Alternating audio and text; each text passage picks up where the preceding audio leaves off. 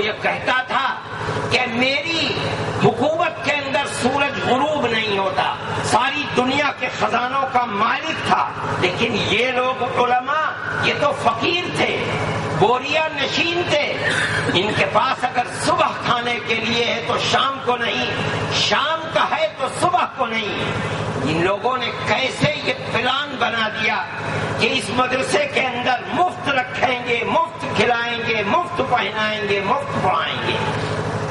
آپ کو حیرت ہوگی کہ ان لوگوں نے مدرسہ بنایا، آواز دی، اور ساری ایسا لگتا ہے کہ جیسے کوئی چرواہا اپنی بکریوں کو آواز دے رہا ہے۔ انہوں نے مدرسہ کھولا، آواز لگائی، اور مہینوں اور چند سالوں کے اندر بخارا، سمرقند، تاشقند اور ہندوستان کے شہر شہر سے لڑکے جمع ہونا شروع ہو گئے۔ ان کو مفت دیا جا رہا ہے، کہاں سے دیا جا رہا ہے؟ انہوں نے اپنی قوم کو آواز دی اور قوم کو یہ بتلایا کہ دیکھ، اگر یہ مدرسہ زندہ ہے تو تو زندہ ہے، تیری اولاد زندہ ہے، تیرے گھر کے اندر اسلام کی روشنی زندہ ہے۔ اگر یہ مدرسہ مر گیا تو یہ سمجھ کہ تو مر گیا، تیری آئندہ آنے والی نسلیں ختم ہو گئی۔ نعرہ تکبیر! خامخواہ شور مچاتے ہو۔ جب نعرہ لگانے کا وقت آتا ہے تو مسلمان بیٹھ جاتا ہے اور مجمع میں اچھلواؤ اور قدوالو چاہے جتنا۔ انہوں نے اپنی قوم کو ایک راستہ دیا، ایک مدرسے سے دو، دو سے تین نہیں، آج ہزاروں مکتب اور مدرسے ہیں۔ اگر دنیا کو دیکھو تو 50,000 مکتب اور مدرسے ہیں۔ ایک تحریک کی شکل میں دارالعلوم دیوبند کو بنایا مجاہدین آزادی کو پیدا کرنے کے لیے۔ پہلے جہاد میں ناکامی ہوئی، اس کے بعد دوسرے جہاد میں ناکامی ہوئی، مگر یہ تیسری تحریک کامیاب ہوئی ہے، یہ ناکام نہیں ہوئی ہے۔ جنہوں نے اس ملک کے اندر آزادی وطن کی آگ جلائی ہے، ان کے اندر اگر یہ کہا جائے کہ سب سے پہلا سپورٹ اور دارالعلوم دیوبند کا سب سے مایہ ناز سرمایہ کون ہے، وہ حضرت شیخ الہند دیوبند کے رہنے والے مولانا محمود حسن۔ لیکن اس شخص کے دل کے اندر آزادی وطن کی کیسی آگ تھی۔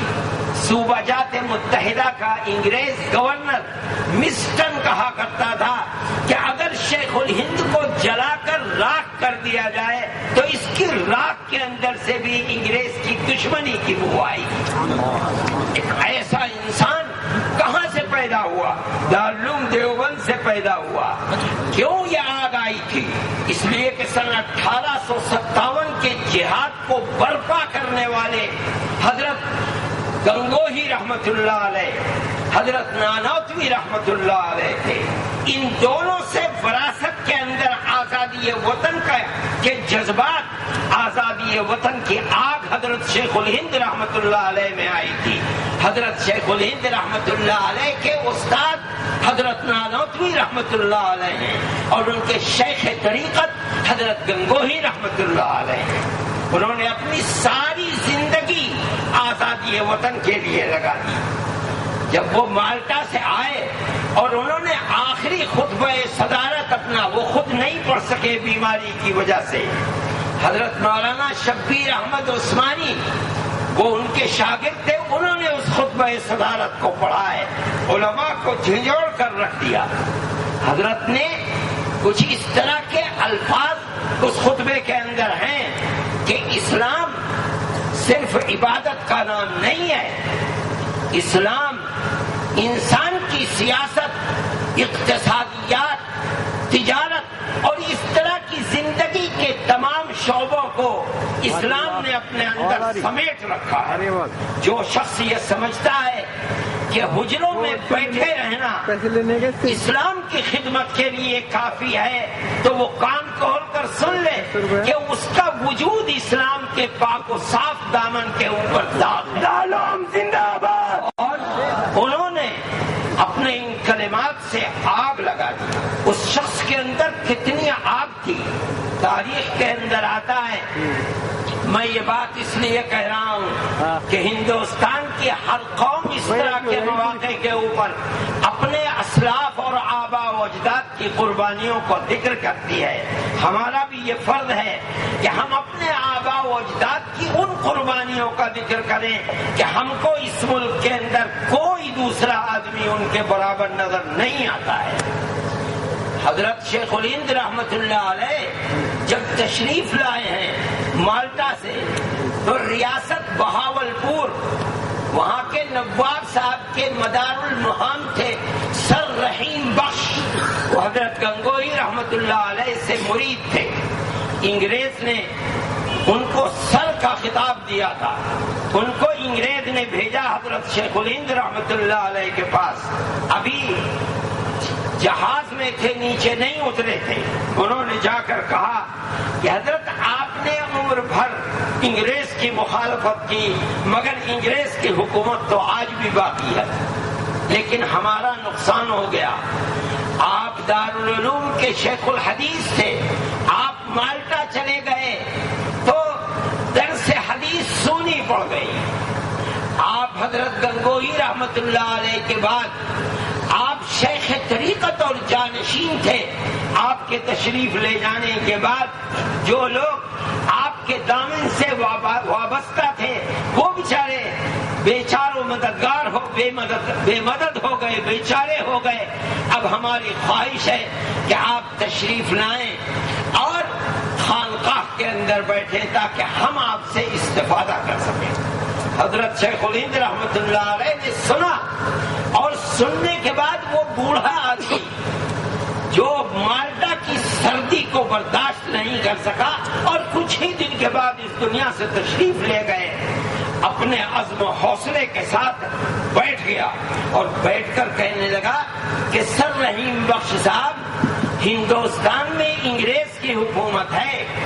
جس ملک میں انگریز کی حکومت ہے وہاں محمود حسن کو جینا تو جینا, وہاں مر کر دفن ہونا بھی گوارا نہیں.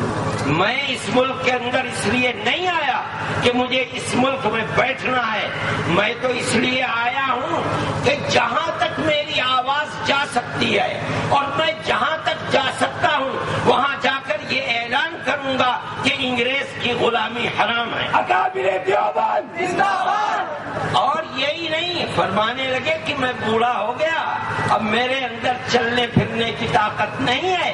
اگر میرے گھٹنوں نے جواب دے دیا اور میں ہندوستان کے کونے کونے میں نہ پہنچ سکا تو میں ایک چارپائی کے اوپر لیٹ جاؤں گا اور میں اپنے شاگردوں سے کہوں گا کہ میری چارپائی اپنے کاندھوں پر اٹھا کر لے چلیں, جہاں تک جا سکتے ہیں وہاں تک لے جائیں تاکہ میں ہر جگہ یہ اعلان کروں کہ انگریز کی غلامی حرام ہے. اکابر دیوبند زندہ باد. اکابر دیوبند زندہ باد. یہ مسلمان کی تاریخ ہے. اپنی تاریخ کو پڑھو, اپنے اکابر کے کارناموں کو دیکھو, تبھی تم اپنے لیے اپنی زندگی کی صحیح سمت کو متعین کر سکتے ہو. آزادی وطن کے لیے آواز تم نے اٹھائی, تمہارے بزرگوں نے اٹھائی. قوم کے اندر شعور نہیں تھا. 1803 میں اٹھائی, 1857 میں اٹھائی.